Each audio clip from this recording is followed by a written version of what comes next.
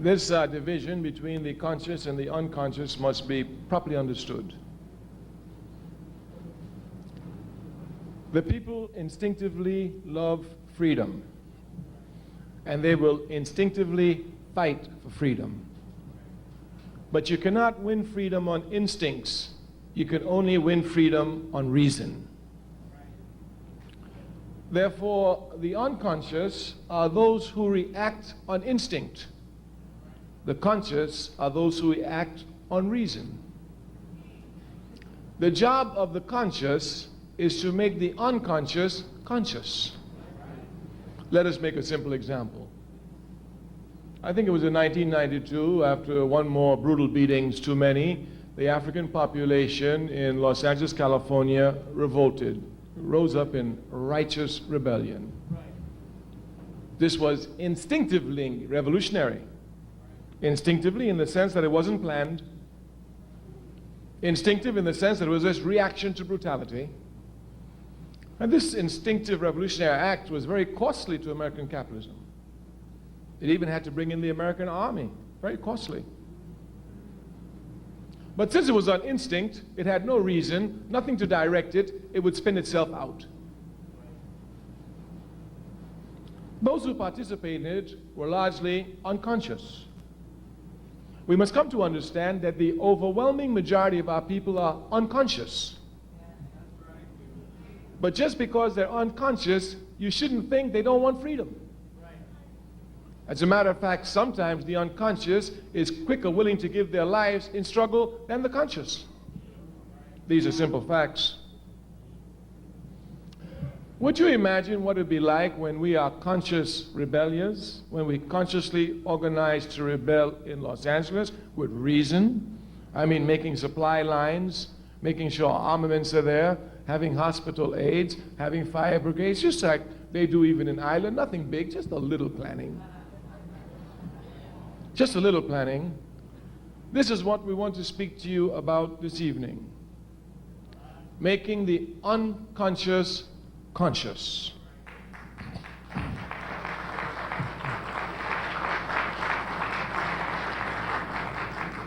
Now we must say from the very beginning, underline the word only, the only route to consciousness is through struggle. Now, for example, we've shown you the unconscious struggle. Those who rose up in righteous rebellion against the state police in Los Angeles, they were consciously involved in struggle. They were involved in struggle, unconscious but involved in struggle. The conscious must understand precisely what their task is, and we've said this 2 years ago here, we repeat it. Ours is not to teach the people to be conscious, but to make them conscious of their unconscious behavior. Our task is not to teach the unconscious to be conscious, but to make them conscious of their unconscious behavior. Because unconsciously, instinctively, they seek freedom. What we must do is make them conscious. Look, you want freedom anyway, let's be serious. Let's sit down, let's plan it, let's wage protracted war, and let's tear down the system and walk on to liberation. It's as simple as that.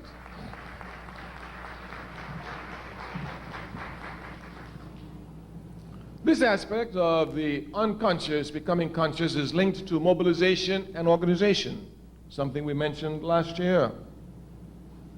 We must make clear distinctions between mobilizers and organizers. To be an organizer, you must be a mobilizer, but being a mobilizer doesn't make you an organizer. Much confusion is to be found here. Malcolm X was a great mobilizer. He was a great organizer. Martin Luther King was a great mobilizer. He was not a great organizer. These facts can be easily seen from King and Malcolm.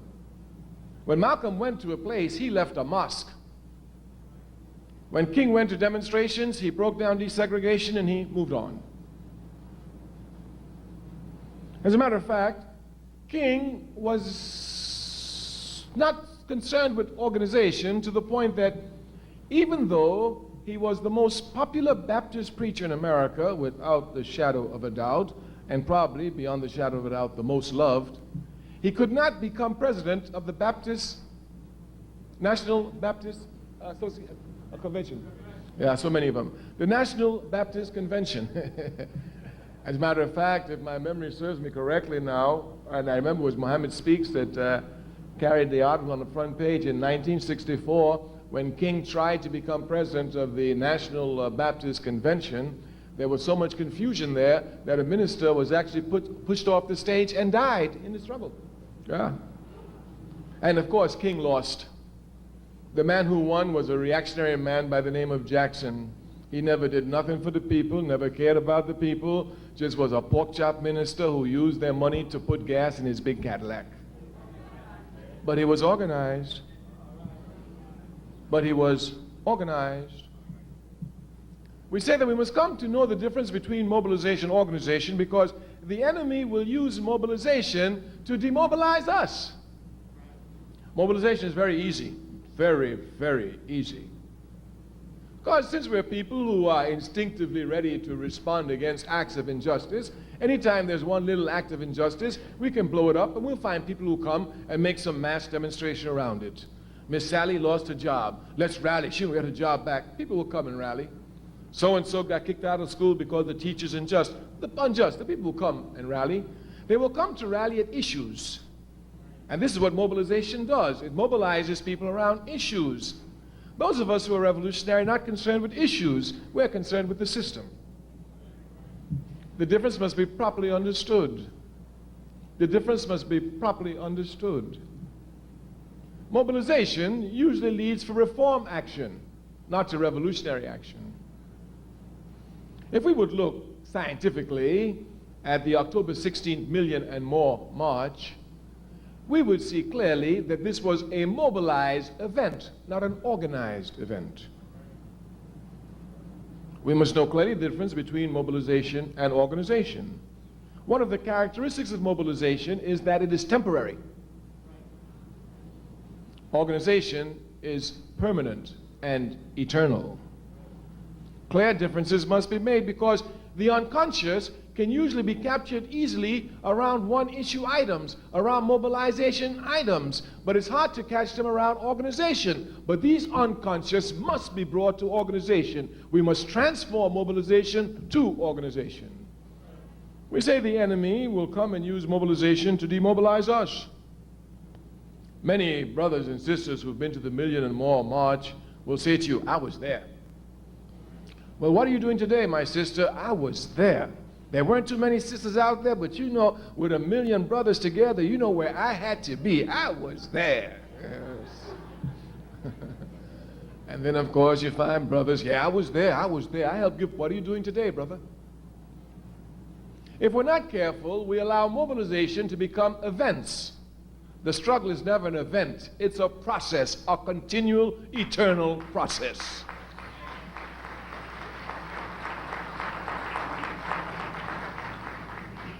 We say it is our job to use mobilization to drive us to organization. You know our theme is organization. We want power. We don't want money. We don't want fame. We don't want fortune. We don't want popularity. We want power. Power. And power comes only from the organized masses. Power comes only from the organized masses. Therefore, since this is what we're concerned with, power, and we as a Pan-Africanist, we have every right to be concerned with it. Africa, after all, is the richest continent on the face of the earth. Properly organized, should be the most powerful continent on the face of the earth. Therefore, our drive towards power is clear. We want power, and we can only have power through the organized masses. Of course, capitalism, a system which in deforming our thinking always seeks to make it appear as if the organized masses is some unattainable goal. Even the other day, when speaking to a sister who's been involved in activities over a period of years, she said, Kwame Toure, so when you say a mass party, what do you mean? I said, I mean a mass party. She said, but the APRP goes everywhere in England, they go in the Caribbean, in the United States, in Africa, and they're always saying about a mass party. What do you mean? I said, every African in the world inside our party. She said, are you going to get that? I said, that's what I'm working for. And if I don't get it, my granddaughter gonna get it. But I'm working for it. Her disbelief comes from the fact that capitalism tells us that, well, you can be scientific about everything except human nature. That people are so different, they have such different tastes, such different tra-la-la-la, that you can't bring them together under the same roof. This is a lie. We will never tire of saying it. Capitalism does not lie some of the time. It lies all of the time. When it tells the truth, it's a result of a double lie. It's a logical fact. It's a logical fact. So capitalism has this belief that you can't organize all the people around the same thing. That's not true. You can organize all the people around one thing, truth.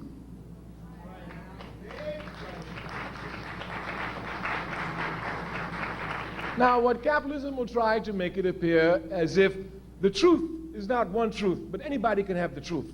This is stupidity. Nobody's born with the truth inside of them. If they were, they wouldn't need to live. We come to know the truth from outside of us. Some people think that they know the truth because they were born to know the truth. That's a lie. You know the truth from constant struggle against lies. That's how you know the truth. Constant struggle against lies. For example, they try to make it appear as if we Africans will not arrive at uniting ourselves even the question around our identity. Well, you may call some of them Africans, but some call themselves black, some still call themselves colored, that's fact, they do that. But this is because they've been miseducated by a system which seeks to keep us divided, and this is the truth. And this is the truth. Obviously, we cannot be, all of us, so many different things. We must be one thing. Of course, for our party, there's no question. As for the United African Movement, we're Africans. End of discussion. End of discussion. This struggle is not an easy struggle. The struggle to go from Negro to black was a difficult struggle. Capitalism did everything to roll it back. Even had us confused. I'm not black, look at me, I'm brown colored. Yes. I'm not black, I got Indian blood in me. Oh. What nonsense they didn't have us say just to run away from the truth. We told them then, it is more difficult to go from Negro to black than it is to go from black to African. Many people criticized us for our efforts. Oh, in the 1970s, we had our last press conference. We said, we're going to put the word Africans on the lip of every African in America, and we're not going to use the capitalist media press. And we have done it, and we have not used the capitalist media press.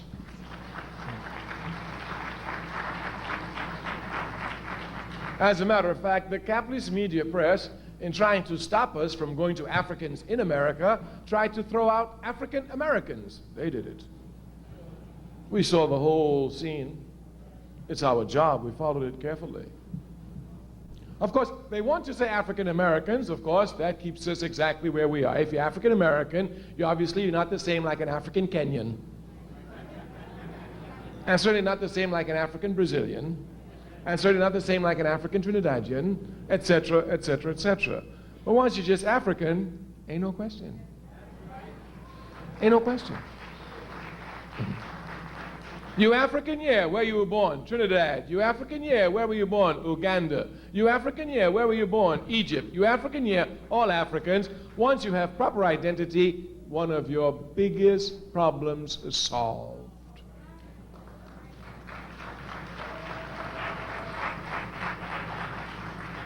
Because a people must know their national interest. A people must have a clear understanding of their national interest.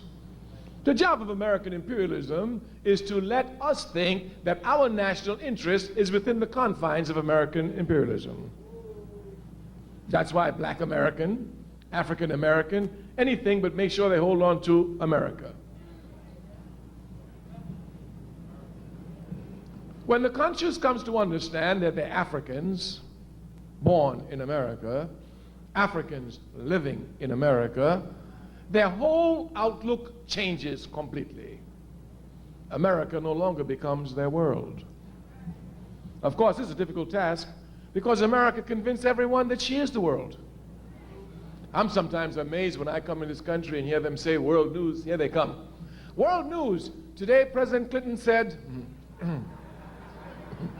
world news. Today, Newt Gingrich said, world news. Dole, who's running for president, can.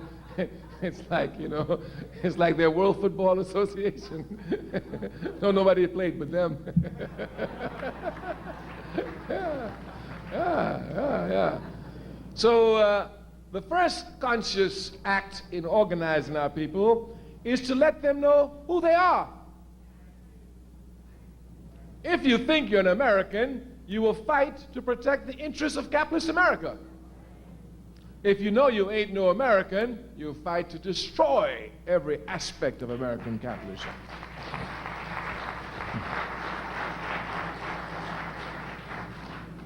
Our people have been unconsciously moving towards Africa.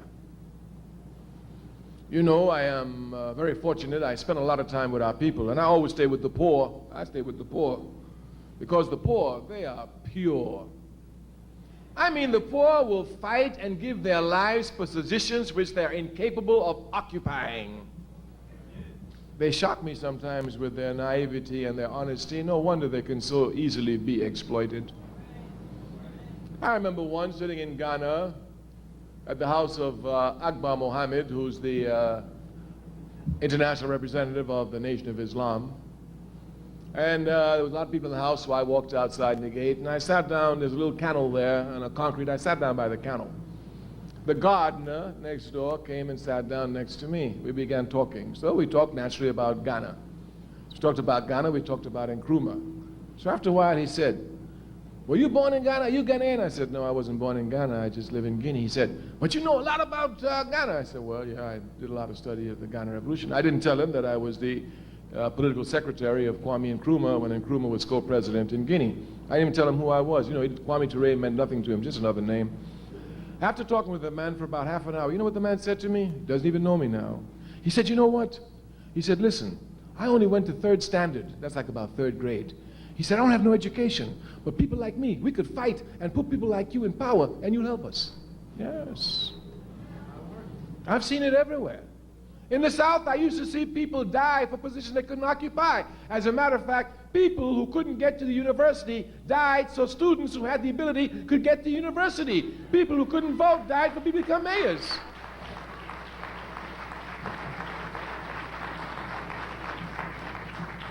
It is these pure poor that we must be concerned with. These are the ones we must organize. These are the real makers of history. Forget the ones who are always talking and doing nothing. Get the poor, the pure. Watch their movements. The instincts are always correct. Our people have been unconsciously moving more and more towards Africa. Of that there isn't the slightest question. I saw it years ago. In the mid-1970s, I was going through Mississippi. I'd spent the 60s there and visited a sister whom I know was very active in the movement. She'd now been married and had a child. So the husband and her were very excited. They wanted to show me the child, as any parents would be. And of course, me too, I was excited because I knew it was a little girl. I wanted to see my granddaughter, if you will. So when she came, I held the door. I said, what's the name? She said, Adjola. I said, Adjola? She said, yes. I said, what does it mean? She said, I don't know, I just made it up. Does it sound African? This was in the mid-1970s in Mississippi. I remember in the 1970s, late 1970s, I saw a young man. He was wearing a red, black, and green jacket. I stopped the man, young boy. I said, young blood, what's this red, black, and green? He said, those are our colors. I said, what you mean, our colors? He said, man, these are our colors. You don't know our colors? I said, no, what you mean, our colors? He said, man, red for blood, green for the lamb, black for us. You don't know this? I said, no, I don't know this. He said, man, where you coming from? He started to walk away. I said, brother, have you ever heard of a man called Marcus Garvey? He said, Marcus Garvey, who's he? I said, he the one who gave you the colors.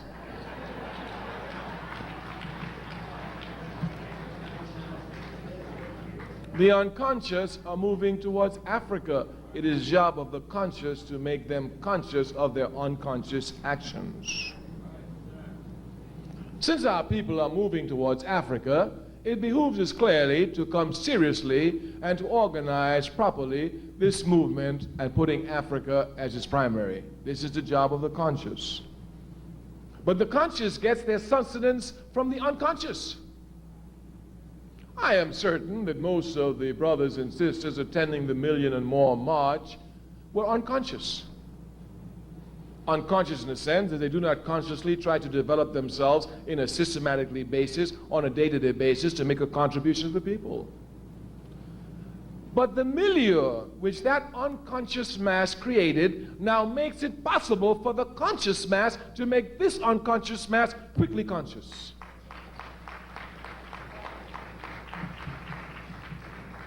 Quickly conscious, and this is our task.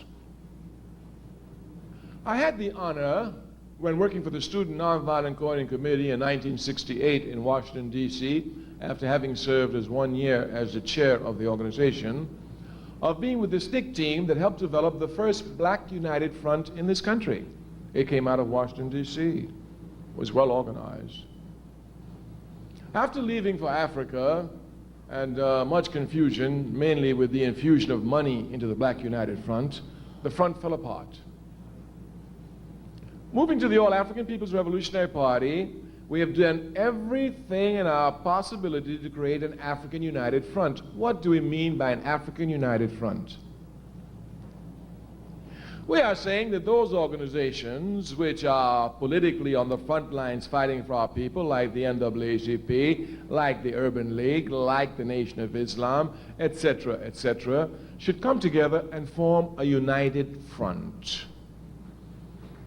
This united front is a very simple thing now, a very simple task. All it means is that we come together and have common meetings. And if we hear one attacking the other newspaper, we don't respond to the newspaper, we telephone each other and ask them. Our party's been doing much work on this. Because we're among comrades who work, we will give you some of our files, which is not made public. Only here are we doing so.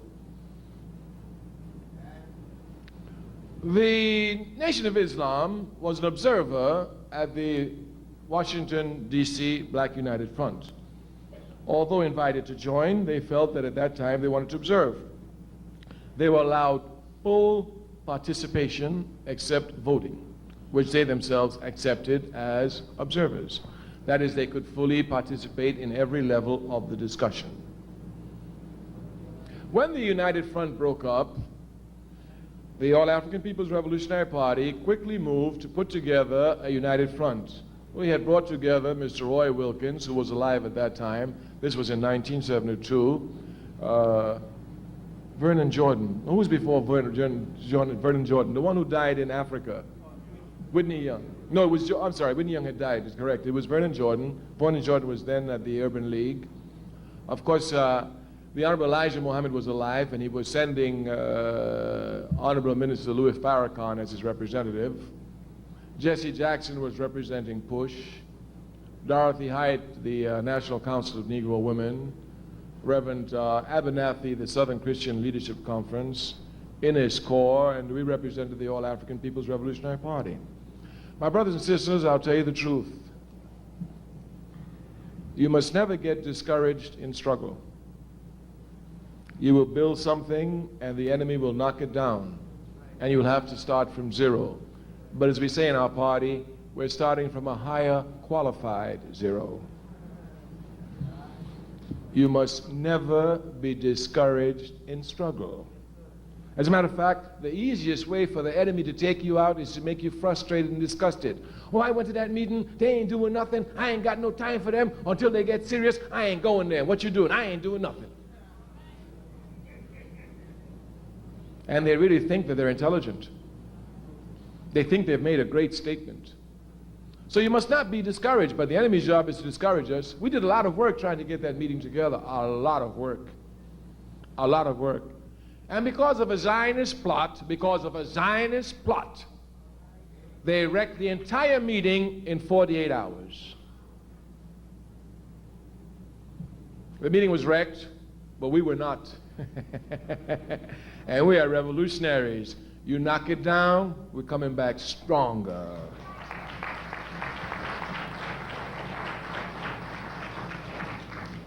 We accepted defeat, we licked our wounds, we pursued our battle.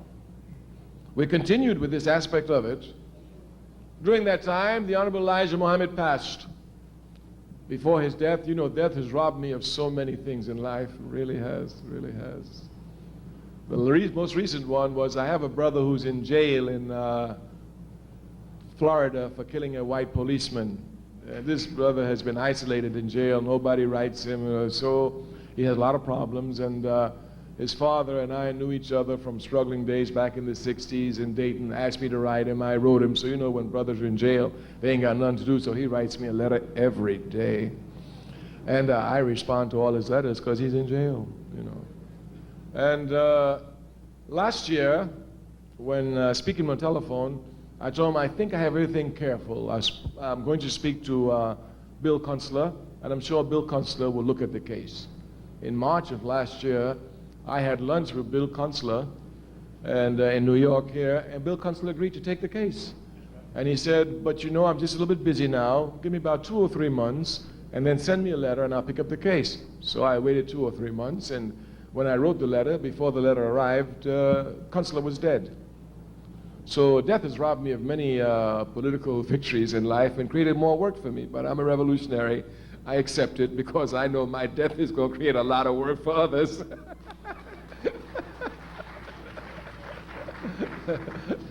So it's robbed me of a lot. The Honorable Elijah Muhammad's death robbed the All-African People's Revolutionary Party of a golden chance to create the United Front.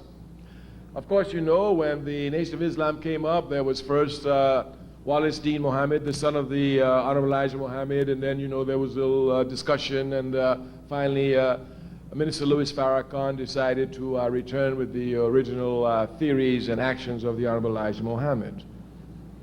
But Minister Louis Farrakhan first came out, of course. Now, let's let you know, I've known Minister Louis Farrakhan for over 30 years and worked with him for over 30 years. Of course, we're not in the press all the time, but we're in contact all the time. And Minister Louis Farrakhan and I discussed much, step by step. Of course, the only thing I had in my mind was the African United Front. That's all I want. And Minister Farrakhan said, okay, he sees it, he understands it, but he needs to get a little bit stronger. Fine. In 1982, our party made an assessment, and we said, okay, the Nation of Islam is strong enough now to do the work for the African United Front. We cannot do it the All-African People's Revolutionary Party because from the time they see us, we tell them we're revolutionary, we're socialists, we ain't bending, we're anti-Zionist, you can do what you want, that's your problem. You understand? So we don't bend, but the Honorable Minister Louis Farrakhan, he's charming and, you know, he's sentimental. Minister can quote Bibles, so he can sit down with preachers and all these others, etc. So after observing his movements, the All-African People's Revolutionary Party mandated me to go and visit Minister Louis Farrakhan and to give him the files of the African United Front and tell him that it was his responsibility to call the front. Of course, it was a task that I enjoyed undertaking. I hadn't seen him in some time, and I had a beautiful day. We spent the entire day at his house there in Chicago. You know, he just separated from Dean Wallace Muhammad, and his force had been coming back. And I took for him some old copies of Muhammad Speaks. Now, if you look at the old copies of Muhammad Speaks, every middle page that you open had 2 black hands reaching across the oceans calling for a united front. Every issue of Muhammad Speaks. We must know our history, and we will never be ungrateful to those who taught us. The Honorable Elijah Muhammad has taught me an awful lot, and I know he's taught our people an awful lot, and for that alone, I'll be forever grateful to him.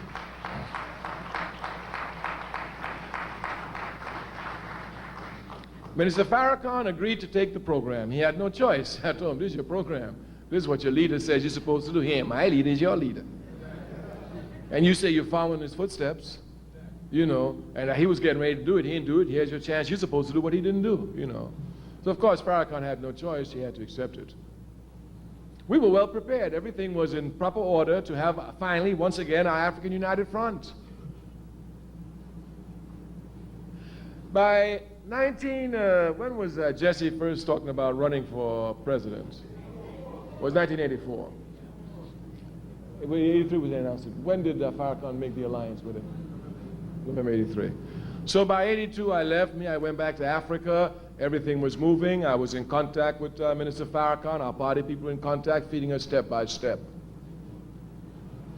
I came back in early 1983. I met with Minister Farrakhan. I explained to him precisely the steps that we thought we could help in bringing the African United Front together. After some time, he asked that we have a meeting late in the year, probably around September, October. I'm telling the truth exactly what was said at the meeting. Minister Farrakhan said to me, at that time, Jesse Jackson had declared he was going to run for presidency, and he was under a lot of threats, you know. And I certainly thought that some crazy whitey was going to pop him, you know. But I have no problem with it. My life is on the line all the time. I put my life on the line for one thing. You put your life on the line for another thing. I ain't got no problem with it. You know, so Minister Louis Farrakhan came to see me. He said, you know, and he's very clever, Minister Farrakhan. He's very clever. When he wants to soften you up, he comes, he always plays that violin for you. Oh, Brother Kwame, you're my younger brother. But you know, you are so profound in political analysis. You surpass us all, that even though I am your older brother, I must come and seek advice from you. He's rough, you know, he's rough on that violin. He sings some sweet songs on that violin.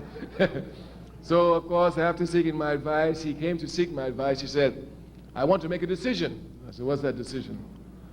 He said, I want to put the FOI at the disposition of Jesse Jackson to protect him. I said, well, if you want to do that, that's your decision. He said, well, you don't seem enthusiastic about it. I said, well, I'm not. He said, well, Jesse Jackson might get killed. I said, he probably will get killed. He said, don't you think we need to protect him? I said, that's your decision. It's your FOI. You know, he said, so now he saw that it was getting serious. He said, you know, he's clever. Because he'll switch on you fast. You know, if you don't switch with him, you'll be in back gear while he's in front gear. You're already saying yes when you thought you were saying no. Yeah, he's rough. He said, well, I bet if you were being hounded and attacked by people, you'd want the FOI to protect you. I reminded him very slowly and very carefully, Minister Farrakhan, when I was elected chair of the Student Nonviolent Coordinating Committee, the first public meeting I had as chair was a meeting with the Honorable Elijah Muhammad in his house in Chicago, where I spent 15 hours. It's a fact. It was here that I met Muhammad Ali for the first time. This is way back. This is before, well, no, you old people, so I would say before you were born. We were talking about 1966 here, easily. 30 years ago, yeah. At the end of the meeting, of course, you know I'm a young man. I'm 26 years old at this time, you know, 26. I've heard the Honorable Elijah Muhammad all my life. What am I going to say to this man? This man used to raise me up, you understand? This man taught me things, gave me courage. I said, he's saying that on the radio? Is he crazy? Yeah, he's a white devil. That's what I said. There ain't nothing but white devils. That's what they, yeah. Yes. He'd tell the truth right out there. He wouldn't bite his tongue for nothing. You know, and I reminded Honorable Elijah, the Minister Farrakhan, I said, at the end of the day, the Honorable Elijah Muhammad looked at me. I was sitting directly across from his table. He said, son, he said, the devil wants you. I said, yes, sir. He said, son, the devil is out to get you. I said, yes, sir. He said, son, you must be careful. I said, yes, sir, I'll be very careful all my life. I've been working in a mine pit among the enemy, and I'm older now, I have more experience. So he said, they're mean, you know. I said, yes, sir, I know they're mean. He said, they're going to get you. I said, yes, sir. He said, so, son, I'm going to put the FBI at your the FOI at your disposition. Everywhere you go, I'm going to send out an order that the FOI must protect you. Now, you know, this was really too much for me, you know. So I said, well, sir, thank you, you know, but you know, the FOI is so busy. I'm so busy. I'm running here and there. This will be such a task for them. Really, I thank you, sir. I really appreciate it, sir. And you know, I go through all this humble pie about thank you, but I don't need it. You know what he said? He said, son, I wasn't asking you. That's just what he told me.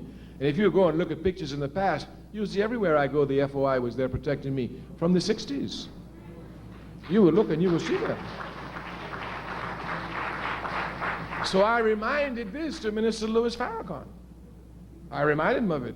And I said, Minister Farrakhan, the FOI will protect me, but I promise you they will never protect me because I want to be President of the United States of America. They might protect me because I want to rip up America, but never because I want to be President of America.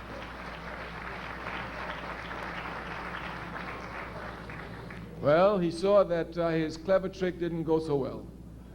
So he backed up again. He said, well, what do you think about the alliance? I said, it's a great mistake. He said, why? I said, because Jesse Jackson is a Democrat first and foremost.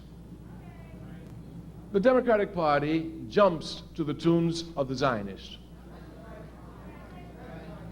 While the Student Nonviolent Coordinating Committee was a confrontational organization and confronted Zionism outright, the first place I read about the Palestinian struggle in this country was in the Mohammed Speaks newspaper. The Honorable Elijah Muhammad taught me about Palestine when no left-wing paper in this country did. And they talk about nationalism is chauvinism. Look at them. I saw pictures of Malcolm X shaking the hands of PLO representatives when the PLO was first organized in 1964 in Mohammed Speaks. In Mohammed Speaks. Therefore, I told him, I said, the Zionists, they hate us, but they know you the first. So what I'm worried about is when they spoil the union and it splits, you understand, which side of the fence you going to be on. Because I know Jesse going to be with the Zionists. Because that's the Democratic Party.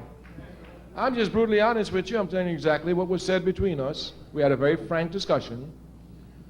After that discussion, I told him, what about the African United Front? He said, it's still good. Of course, me, myself, I knew with the thing with Jesse, it was problems. But in spite of obstacles, you must do your work. In spite of obstacles, you must persevere.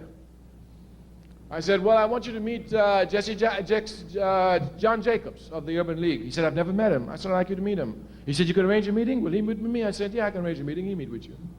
I arranged a meeting at Johnny Jacobs' office here in New York, in Manhattan. The first time they met each other, I just sat in the background, talk. So well did our meeting go that Minister Louis Farrakhan and Johnny Jacobs signed a letter that day issuing a call for a united front among the political organizations in this country. We have it in our files. When the time comes, we will demonstrate this. The Urban League has a copy, Farrakhan has a copy, and Major Hatcher yeah, Hatcher from Gary has a copy because at that time he was head of the mayors and we were working with him, of course. I went back to Africa. It didn't take me long before I heard all this nonsense about gutter religion, Judaism, gutter or dirty religion or whatever, and Jesse having to split from Farrakhan, and you know what happened. Of course, I knew it would happen. But when we were with Jacobs, Minister Farrakhan and myself, one of the things we agreed upon was that we must have the phone numbers of each other. They didn't even have each other's phone numbers. And we must have the house phone numbers. So that when we hear something on the radio that Farrakhan said this about Jacobs, before Jacobs attacks Farrakhan, Jacob will call Farrakhan and see if what the paper says is true. We agreed to this. We did agree to this. Of course, this was not written in a letter. This was a verbal commitment. But we're brothers. We can't lie. And I'm a revolutionary. I can't lie to you. Of course, when Jesse Jackson made his split and the Zionists, once again, with a nice plot, did everything, Johnny Jacobs, without calling Minister Farrakhan to see if in fact he made the statement, what was the content in which the statement was made, wrote public articles condemning Minister Louis Farrakhan. Once again, Zionism had come to block and destroy the unity of the African community. We are not stopping. And the Million and More March puts us properly in a position to create a united front in this country of the political organizations, given some semblance of unity and creating some atmosphere of unity where we can come to organize our people.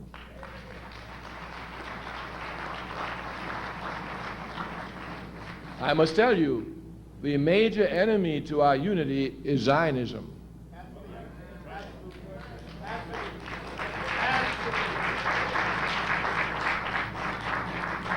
I tell you this as a result of over 30 years of constant struggle to organize and unify our people. I know them every step of the way. They are the slimiest slime that imperialism has ever produced.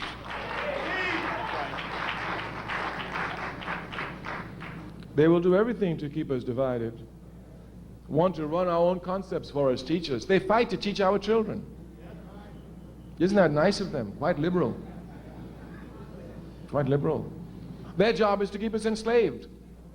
Their job is to control us, so that while controlling us, American imperialism and the right wing and the racist wing will be venting all their rage on us and on nobody else. But we who are determined see victory even in death.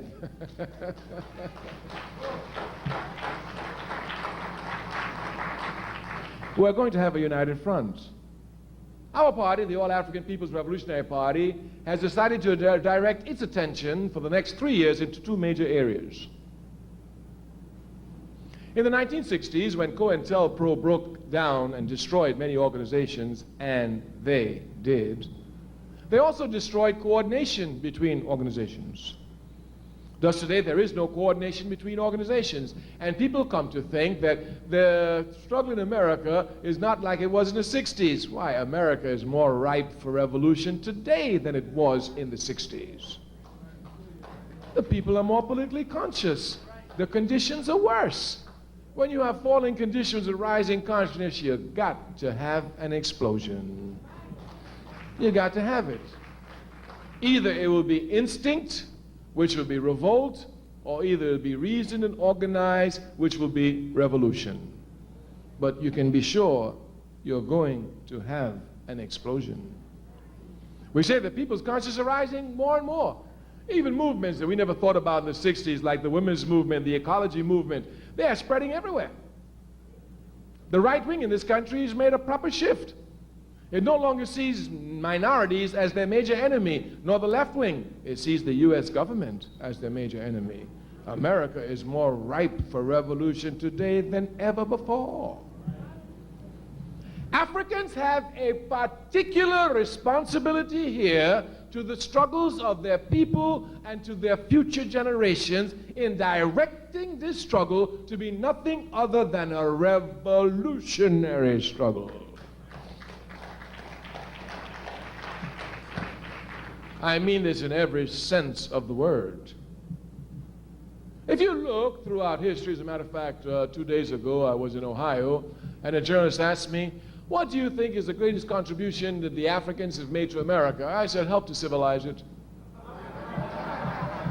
It's a fact. It's a fact. I know who I am. I know I'm equal to everybody else. They don't know it. They're the ones who have to be taught it, not me. Not me. So consequently, our job is to civilize America. If you look, this is exactly what we've been doing. Everywhere you see struggles for justice, you will see Africans out front, the first to die every time, in every battle.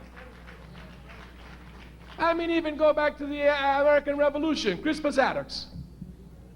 We're first to die, instead of fighting with the Indians and joining up with the Indians and whooping George Washington. That's what he should have done. And that's why we must rectify the error today.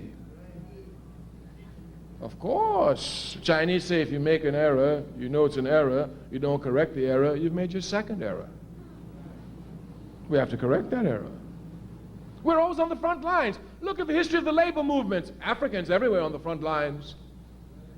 Look at the peace movement. They try to make it look like a white movement, but I know it was the Student Nonviolent Coordinating Committee that gave the slogan, hell no, we won't go, and broke the draft in this country.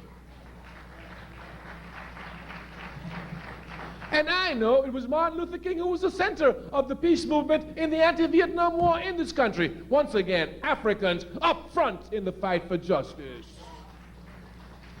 Anywhere you look, you will see us up front. We're unconsciously up front. It is time for us to become consciously upfront. This then is the task that we come to put before you, your responsibility. Every time we come here, we tell you this is our problem, this is our responsibility here. The capitalist system has but one job through its media: make the Africans irresponsible, make them frivolous, make them hate themselves, make them have low esteem of themselves. Just in one word, keep them demobilized and ineffective and tools for us when we need to exploit them and to turn them against their own people. This is their plan. We have to counteract this. We have to counteract this. And the television does it 24 hours a day, non-stop.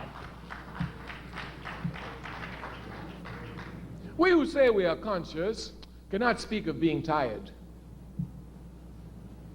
As a matter of fact, even as a young boy, I remember sometimes seeing my father. You know, it's true, they don't make men the way they used to make them, because I'll never be the man he was. I'll never do what he did. I can't even try. But I would see my father coming very, very tired from working, and I say to him, "Why don't you rest?" He says, "When I die, I will have enough time to rest." So from him, I've learned that I'm going to work myself to death for my people. Yeah, because I can't rest now. I'm going to work myself to death for my people. I know if I can't rest now, I know I'm going to rest. And I'm not like Martin Luther King. He sang "Free at Last." I'm going to sing, "I'm so glad I laid this burden down." But until I lay it down, I ain't going to make one squeak about it. I'm going to carry it with my head up, just like my grandmother carried her head up on plantations. Your job as the conscious is to make our unconscious conscious of their unconscious movements. This can only be done in organization. This can only be done in organization. We repeat it over and over again. Every time you see an intelligent man, intelligent woman, they don't attack the enemy unless they have some force behind them. I sometimes look at our brothers who go to jail. By themselves, they think they're going to go to jail and take on the enemy. Me? I've been to jail many, many times in my life, all over the world. And every time I've been to jail, all I do is get one message out to one member, any member of my organization, and my task is finished. My job is finished. My organization knows I'm in jail. Either I get out, they fight to get me out, they can't get me out, I'm organizing in jail. But I ain't got to worry about no courts, no judges, no lawyers. The organization gonna do that. That's why you need organization. The police arrest me tonight. By the morning, I'm walking out of jail, and the police gonna be in trouble. Yeah, because they're gonna find, look here, why don't you show you a little tactic? When America bombed Libya in 1986, a member of our Central Committee then by the name of Bob Brown, we sent him quickly to Libya to see what was happening. He got an American passport. Now, if you got an American passport, you got the right to enter any European country and stay there for 3 months without a visa. You understand that?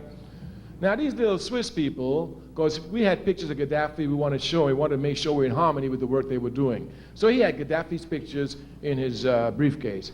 They stopped him, deported him, sent him back to France without even giving him a chance to make a telephone call. Could you imagine how crazy we were? We didn't know where the brother was. You understand? When he explained to us what happened, we had to teach the Swiss a lesson. So he gets a little lesson, no big problem. They arrested him on a Wednesday, on a Tuesday evening, deported him, all that, and Wednesday we got the news. Wednesday evening we made a plan. On Thursday morning we want everyone in the party to call comrades and allies and every friend they know and have them call the Swiss embassy non-stop. Ask them one question: why did you arrest Bob Brown? That's all. The Swiss embassy did no work that Thursday. None whatsoever at all. And the act is a legal act. Quite legal. We did it Thursday and Friday. And then on Saturday we sent them a telegram. Anytime you see an African anywhere in the world coming to Switzerland and he has legal papers, don't mess with him. He might be Bob Brown, who represents Africans who've had clashes with American capitalism in over 267 cities. We're sure the Swiss don't want any of this action. Very simple. But he's got an organization. He didn't have to make one phone call. And when anybody else goes through Switzerland, they don't mess with us at all. And we told him, this is just the first level. You mess with us again, we take it to a higher level. And you mess with us again, we take it to a higher level. And we can do it because we got organization.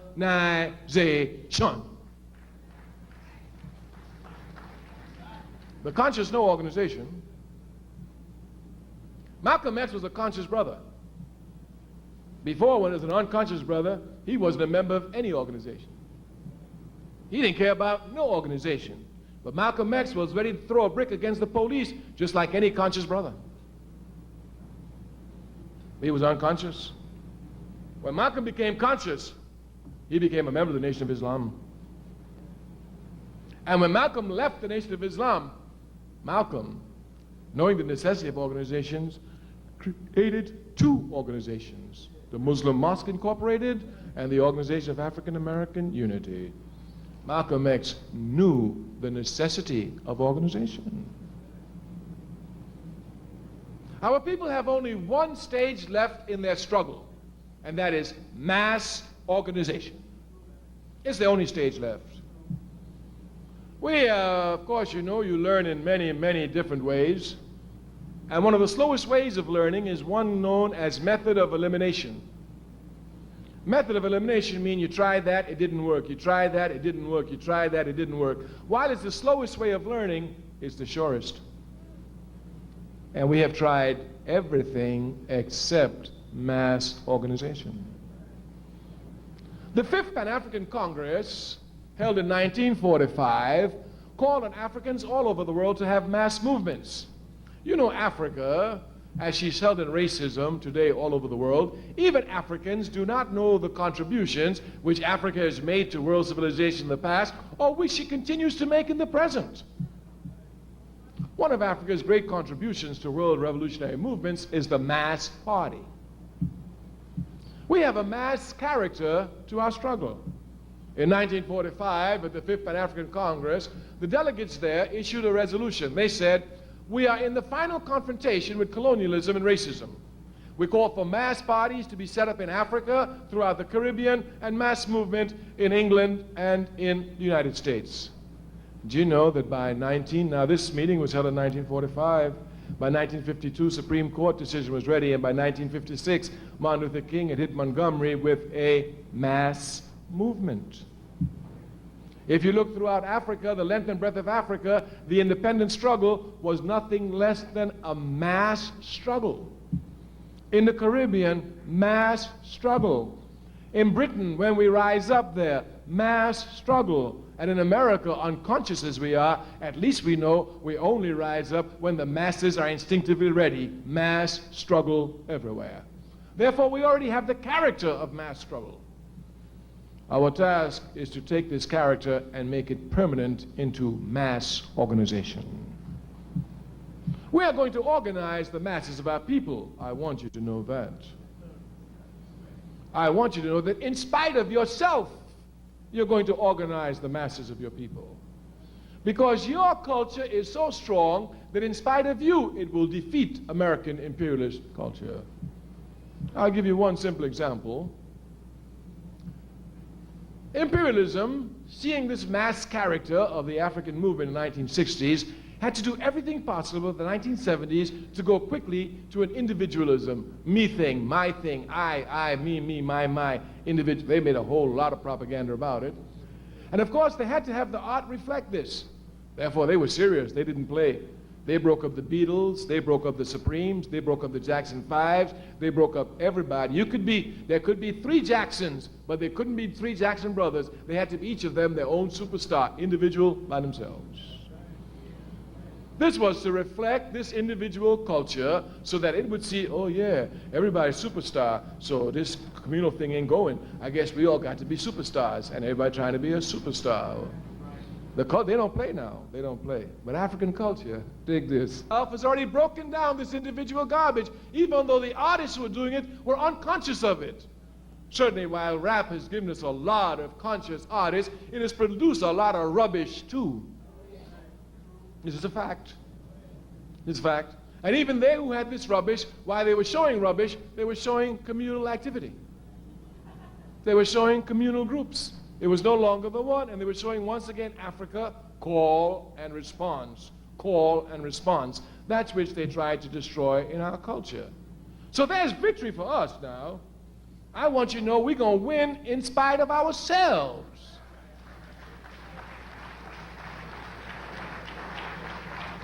We are going to organize in spite of ourselves.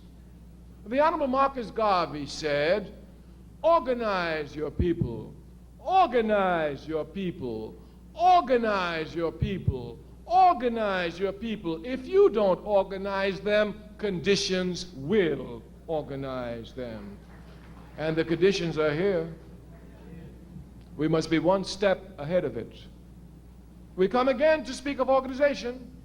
That's the only task we have before us.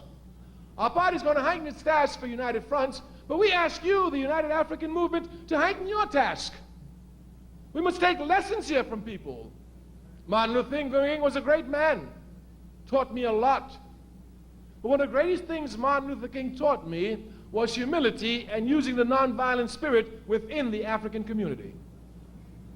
Martin Luther King was a living example of this. He was attacked by the Honorable Elijah Muhammad. He was attacked by Malcolm X. He was attacked by Minister Louis Farrakhan. He was attacked by Roy Wilkins. He was attacked by Whitney Young. He was attacked by the Student Nonviolent Coordinating Committee. I myself attacked him. But Dr. King never attacked any of us. Never. Never. Malcolm X recognized this error. When he came back to form the Organization of African American Unity, he said, I've said a lot of mean and evil things about a lot of people. I hope they can forgive me. I made an error. I want us to work in a spirit of unity and harmony, and we must do this. The masses have demonstrated to us by the million or more march that they want unity. That's the message they sent.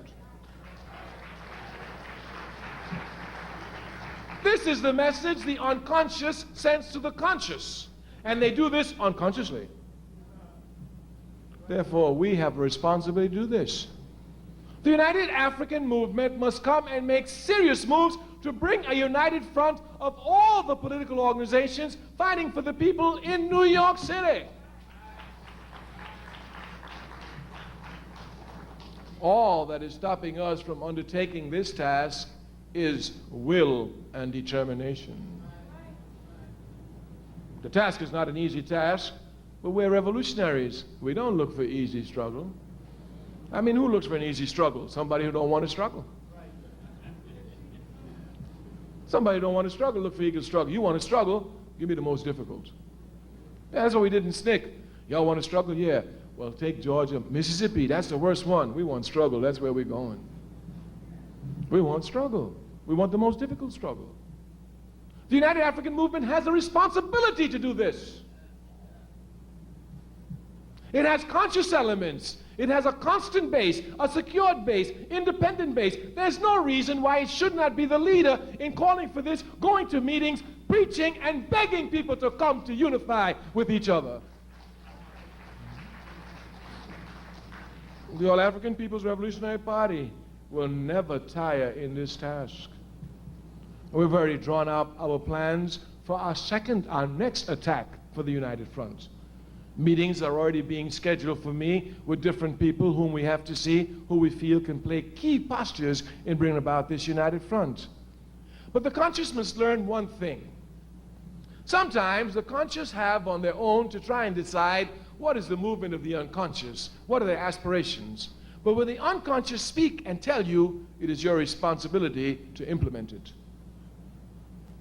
When the unconscious tell us, with 1 million or more people, that they want unity, then the conscious has a responsibility to implement unity. If they do not, they should be charged with negligence and should be shot in the morning for betraying their people.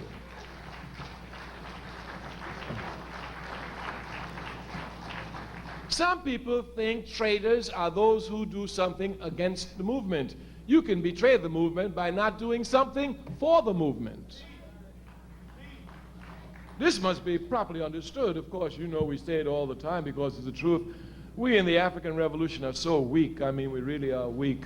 We are the only revolution, the only movement that allowed traitors to strut in our communities with impunity.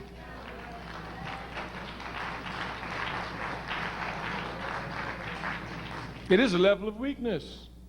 The one that pains me the most, especially one who's always on the front lines, is that we have to leave our wounded on the battlefield to be picked by vultures. We have prisoners of wars in prisons in America all over, and we cannot even support their families, and they're in jail for us. These are facts. These are facts. If we care about building a movement, we come to address the movement seriously. Seriously. The other day I had to write Brother Sudiata Okoli a letter. I was ashamed. I was ashamed. We haven't even done anything for his family. Any liberation movement, you're a fighter, you get wounded, the first thing the liberation movement do is come to support the family. This is how weak we are, but we ain't gonna be weak always. And the faster we work to get strength, the quicker we will arrive at strength. I say sometimes we have to try and figure out what the unconscious wants, but once the unconscious tells you, then you have a responsibility to do it, and if you don't do it, you've betrayed the movement. All that the Million and More March has told me is that they want unity. Hitler said, tell the truth, tell a lie 1,000,000 times, and the people will come to think it's the truth. Revolutionaries say, tell the truth a couple of times, you will smash 1,000,000 lies. And that's exactly what the Million and More March did. That's exactly what it did. If you would look at the lies of the capitalist media, you would think all we're concerned about is drug addicts shooting each other, crime, raping each other, ripping off each other, ain't concerned about each other, insecurity. October 16th, one day put all those lies in the garbage can forever. Do not think that capitalism takes defeat laying down. They're going to climb back out the garbage can. They're going to wash themselves off, give themselves another scent and odor, and infiltrate in another area of the movement. Do not think that capitalism, when they saw the Million and More March, just sat down like the rest of them and said, oh, it was a nice march. They said, this is serious out here. They said, we cannot play with this. That's precisely what they said. And on October 15th, they started heightening up their organization. What have we done? We must heighten our organizations. It is only in unity that we will defeat the enemy, and the enemy will be defeated, therefore we will be unified. Kwame Nkrumah precisely said, unity presupposes organization. You know, many brothers and sisters think they're in unity with the people and they don't belong to no organization at all. All the time. Oh, what organization you belong to? I belong to no organization, but I'm in unity with the brothers and sisters. Unity presupposes organization. If you're not an organization, you're not united with your brothers and sisters. If anything happens to me tonight, I call a brother or sister in my party in New York. You understand? If things get rough, we call each other. We decide what spot we're going to get together and go down together at least. But if you're in unity with the people and you don't know who to call, who to turn to, you understand? What is that unity other than an illusion? Brothers and sisters, we're about to conclude. Our task again is to drive you to organization. As a young man, I came to understand the necessity of organization. Malcolm X helped me to see it greatly. When Malcolm X left the Nation of Islam, there was great competition between young groups to pull him. The RAM, the Revolutionary Action Movement, then headed up by a brother known as Max Stanford, now known as Ahmed Mohammed, was fighting to get him. The Student Nonviolent Coordinating Committee was fighting to get him. But Malcolm was assassinated when he was in between organizations, building organizations. I saw that quickly. I said, oh, so they killed him before he got his organizations off the ground. If Malcolm had gotten his organizations off the ground, they couldn't touch him that easily, because Malcolm was not a mobilizer, he was an organizer. And so is life, that even when they assassinated Malcolm, who was the organizer, because he didn't have organizations in place, and there were so many contradictions in our community that a unified response was not possible, when King the Mobilizer was killed, the unified response was possible. History plays itself out, even if the leaders play themselves out. History will not be denied. I say we will be organized. History cannot be denied. You can either be part of the historical process, come to take the serious task of organizing your people on a day-to-day basis, or you can come to the slave every Wednesday night, clap, feel good, jump up, say you were there, and go back and wait till next Tuesday night. It's Tuesday night next week, isn't it? Yes. Yes. Yeah. We must become examples for our people. When they see us organizing, they get organized. Our people are looking for direction. Our people are looking for direction, and the conscious must provide that direction. And the direction the conscious must provide is to make the unconscious conscious of their unconscious behavior. So no master plan is necessary here, none whatsoever. The people are looking for unity. Let's give them unity in united fronts. The people are looking for power. Let's give them organization. The masses want unity. Let's move from mass mobilization to mass organization. We of the All African People's Revolutionary Party, always honored to come amongst you of the United African Movement. When we come amongst you, we can talk about things that we can't talk on other levels because the level of consciousness is not the same. When we go to others, we spend our time talking about organizations, but on the level we do with you. You are fighters. You're activists. But you must come to mold your struggle together. Every time I come here at Wednesday night, I see so many people. I am sure the United African Front has at least some membership of over 1,000, not so? And I'm sure among that 1,000, you count at least on 20 who are serious. At least. At least. At least that 20 must come together and begin to move towards organization. We want to tell you, unless our people are organized, we are wasting time. Unless our energies are directed towards organizations, we are going in circles. We must come to organize our people. The All African People's Revolutionary Party has taken this task upon its shoulder since its inception in 1969 and will not turn it loose for generations. We intend to organize Africans in Africa, Africans in the Caribbean, Africans in South and Central America, Africans in the United States of America, Africans in Canada, Africans in Europe, Africans in Africa into one organization. This is our vision. This is our work.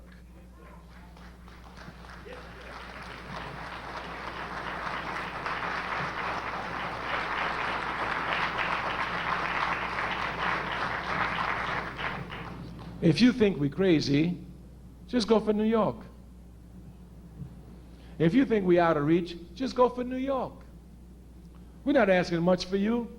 The United Action Movement should be seen as the movement preaching unity among all the others who refuse to get unity. That's how you'll attract the masses. We're pushing the United African Movement out front. You can speak to your leader. Every time I come here, tell him, he will tell you, Brother Kwame speaks about a lot of things, but the one thing he impresses upon us all the time is African United Front in New York among the organizations. We must learn to live with them. These are just facts. Whether we like the PLC or we do not like the PLC, they're a force, a factor, we must deal with them. Whether we like the United African Movement or not, they're a force, they're a factor, we must deal with them. Whether we like the Nation of Islam or not, they're a force, they're a factor, we must deal with them. These are just facts. We must deal with material reality. Brothers and sisters, we give you this task this evening. The All-African People's Revolutionary Party is very weak in New York. New York is a rough area for us. We know the New York police killed Malcolm X. So we know what pigs they are. And we know that if you think you talk about COINTELPRO, if you don't know the local police got a COINTELPRO program, you don't know nothing about COINTELPRO. So the New York police and its COINTELPRO is doing everything to stop our party, but you can't stop revolution. You can kill every revolutionary out there, but you can't stop revolution. This is crystal clear. They killed Zapata over 60 years ago. But the Chipanas are fighting seriously in Mexico today with guns. We want to give the task to the United African Movement. We want you to set a tone in New York. We want you to be known as the movement in New York that is preaching unity among the African organizations. We want you to be known as the movement in New York that is doing everything to give symbols of unity to a people who are begging for it. Our party is not strong enough. Were we strong enough, we would undertake this task ourselves. And every time I've met with your leader, this is exactly what our party has told him. My brother, we're not strong enough in New York to do this task. Were we strong enough in New York, we would carry out the task. But you are strong enough. You're directed to New York. It's your base. You can do this task. We want you to do this task. You must do this task for your people. Because once New York has a united front, the rest of the country will follow just like day after night.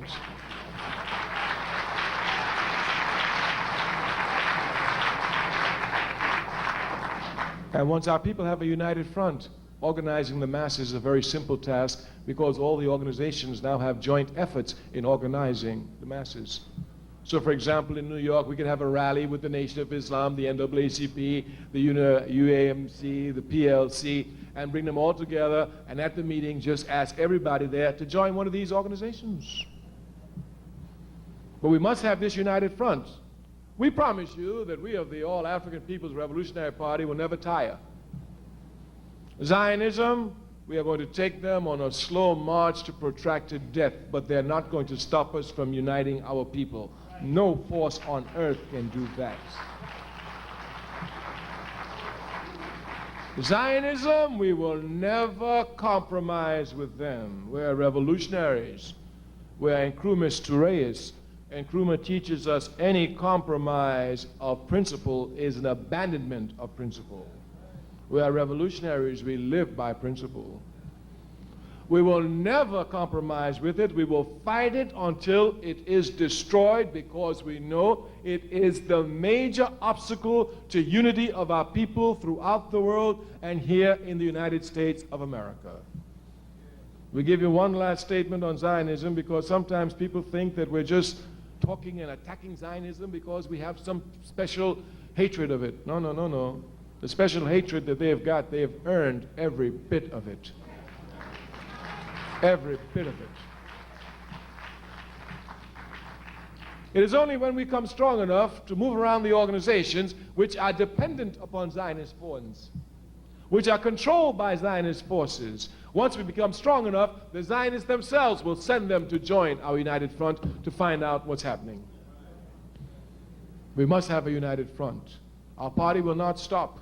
We will continue. Already next week we have meetings with people all over the country to bring this united front into being. We ask the United African Movement to give us the example here in New York. Thank you. Ready for the revolution.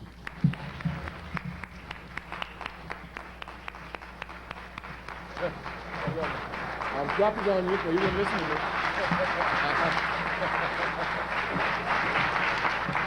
You wouldn't listen to me, I told you.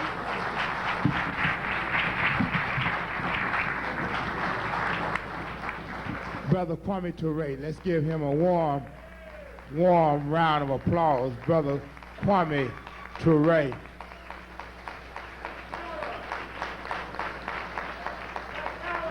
Brother Kwame Toure, Black Power, Black Power, Black Power, Black organizations, Black organization, Black organization. Brother Kwame Toure, we want to thank you very much, and let me say that we take your call very seriously, and I think that one of the things that is very crystal clear, and we're getting ready to go out here, but I just want to make this point. I said some time ago that the reason why, for example, that we were able to put more than 20,000 people in the streets, Fifth Avenue and Howard Beach, because for one of the few times we demonstrated an African united front right here in New York. Because if you go back and examine Howard Beach particularly, if you go back and examine Howard Beach, all of the different factions came together as one fist. And it was only because the people saw the different factions coming together as one fist, that the people themselves came out in numbers that exceeded all of us. Nobody had those expectations that more than 20,000 people would assemble on Fifth Avenue. But the people saw all of us together, and they came out in numbers. And this is the same thing that happened on October the 16th. When the people saw various people together, they came out. And I tell people all the time that we will never be able to have a mass movement until we demonstrate an African United Front. Now, as many of you know, about 2 years ago, we put a call out for everybody to come to the Slave Theater. And we had more than 50 organizations that came out.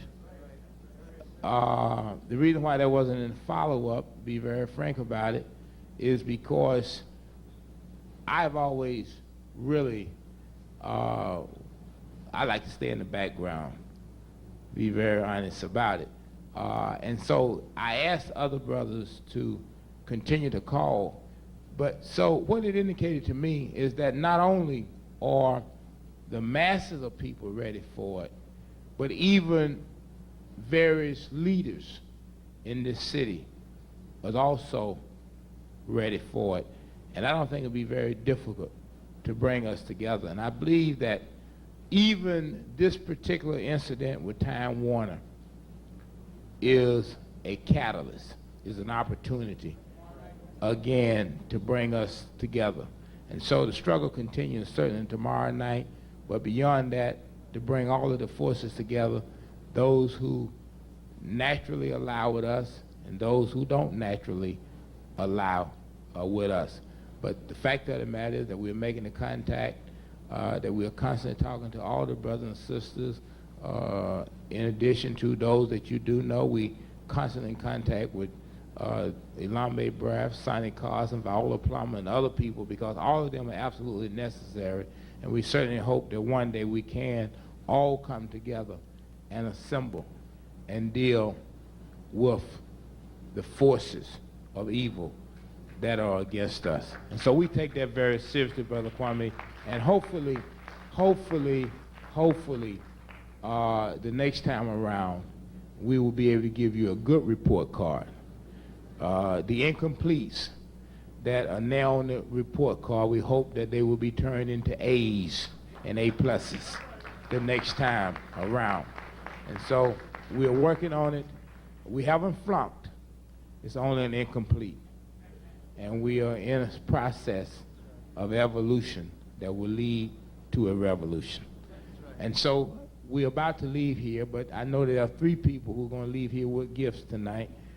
And we're going to ask Sister Isis to begin to pick. She's going to choose the 3rd prize first. This is for the 3rd prize. What is the 3rd prize?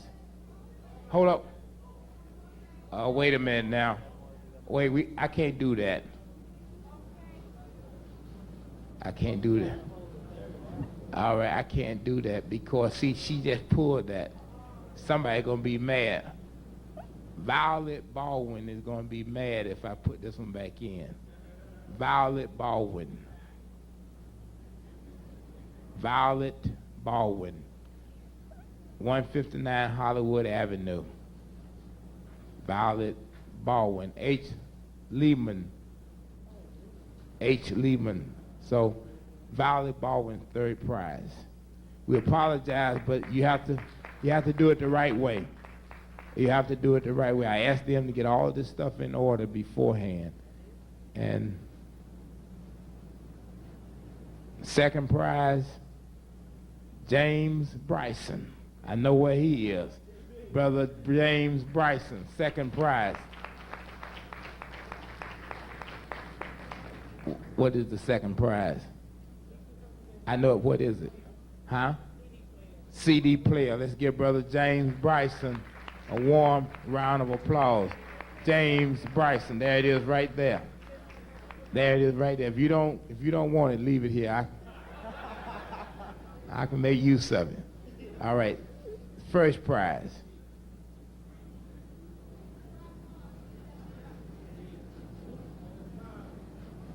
Oh my goodness. Oh my goodness. Oh.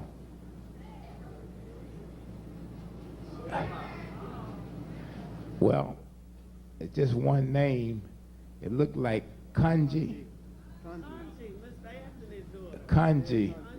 32 South 3rd Avenue. Sister Kanji, first prize. Kanji Anthony. All right. First prize. Kanji Anthony. And that's a pocket television, color television, a pocket color TV. I hope she watched something other than the soaps. I hope she watched something other than the soaps. She's a news reporter, all right. So she can watch herself on television. All right, good enough. Now, we're getting ready to go. We're asking everybody who can to come out tomorrow night and then next Tuesday night for Brother Steve Coakley here at the Slave Theater. And Steve has told me that he know most of y'all listen to Bob Law on y'all way home. And when you go out there tonight and turn on your radio, Steve said he'll be there waiting for you. That's tonight, 1600 on your dial.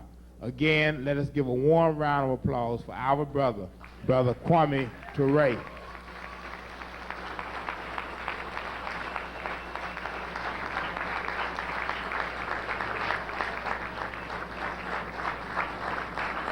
And let us also, while we do this, because this is important, every time that there's a person that we revere, there's always somebody behind that person making sure that things happen. Our brother, Brother David Brothers. Let's give him.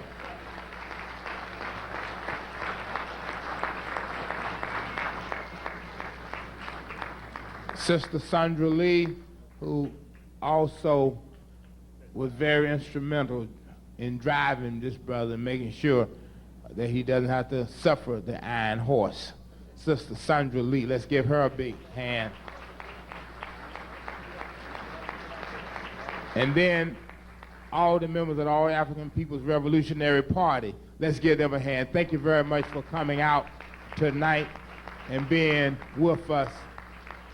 This is always an event, an affair that we look forward to every year. And I think that if you really nail down these concepts, you think about what he said tonight very seriously.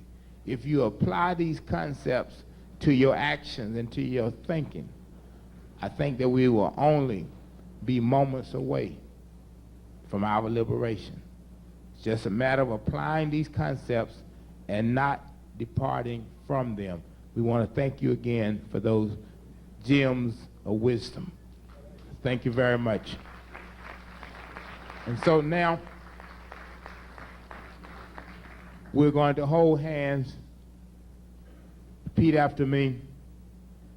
We're an African people, robbed from our homeland, robbed of our names, our languages, our cultures, our religions, our selfhood, our nationhood, our womanhood, our manhood, our sisterhood, our brotherhood, our motherhood, our fatherhood, and our self-respect. But we shall rise, never to fall again. Up, ye mighty race, you can accomplish what you will. No justice, no peace. No justice, no peace. No justice, no peace. Hug the person again, let them know you still love them after all of this, because we are an African people. All right, brother, all right.